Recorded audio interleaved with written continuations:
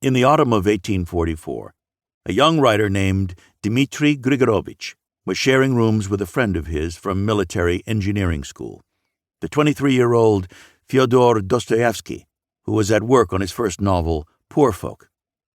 Through Grigorovich, the finished manuscript reached the hands of Vissarion Belinsky, the most influential critic of the time, whose enthusiasm launched Dostoevsky's career.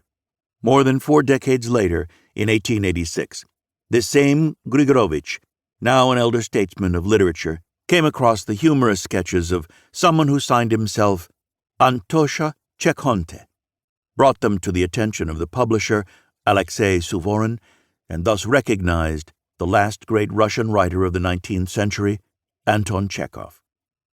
Grigorovich also wrote to the young man himself, scolding him for not taking his work seriously and for hiding behind a pseudonym. Chekhov was astonished and deeply moved. In his reply, dated March 28, 1886, after apologizing for scanting his talent, though he suspected he had it, and thanking Grigorovich for confirming that suspicion, he explained,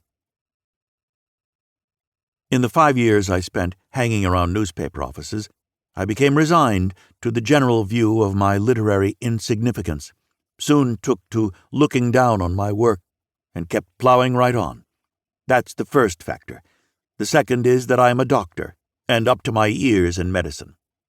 The saying about chasing 2 hares at once has never robbed anybody of more sleep than it has me.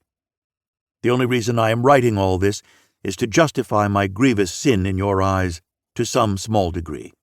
Until now, I treated my literary work extremely frivolously, casually, nonchalantly. I can't remember working on a single story for more than a day, and The Huntsman, which you so enjoyed, I wrote in a bathing house. All my hope lies in the future. I'm still only 26. I may manage to accomplish something yet, though time is flying."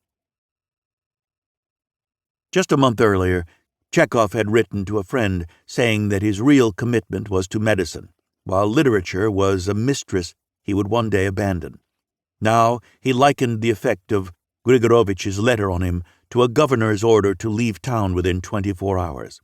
And he obeyed the order. He began to write less and work more. The first story signed with his real name, Panihida, appeared in Suvorin's magazine New Time that same year, the start of a close and sometimes difficult collaboration between writer and editor that would continue for the rest of Chekhov's life. Though a delight in the absurd and a sharp eye for human folly remained central to his work, he was no longer merely a humorist. The repentant sketch writer had made his entry into serious literature. Chekhov's contemporaries were struck by his originality. He invented a new kind of story, which opened up areas of life that had not yet been explored by Russian literature. Tolstoy saw it at once. Chekhov is an incomparable artist, he is quoted as saying, an artist of life. Chekhov has created new forms of writing, completely new, in my opinion, to the whole world, the like of which I have not encountered anywhere. Chekhov has his own special form, like the Impressionists. Tolstoy was not alone in using the term impressionism to describe Chekhov's art. We may see what he meant if we look at The Huntsman, the story that first caught Grigorovich's eye. Written entirely in the present tense, it opens with some fragmentary observations about the weather, a brief but vivid and, typically for Chekhov, slightly anthropomorphized description of the fields and forest, a few spots of color, the red shirt and white cap of the huntsman. A woman appears out of nowhere. She and the huntsman talk, she tenderly and reproachfully, he boastfully and casually. Ashamed of her joy, she covers her mouth with her hand. He scratches his arm, stretches, follows some wild ducks with his eyes. It is clear from what he says that they cannot live together. He gets up and leaves. She watches him go.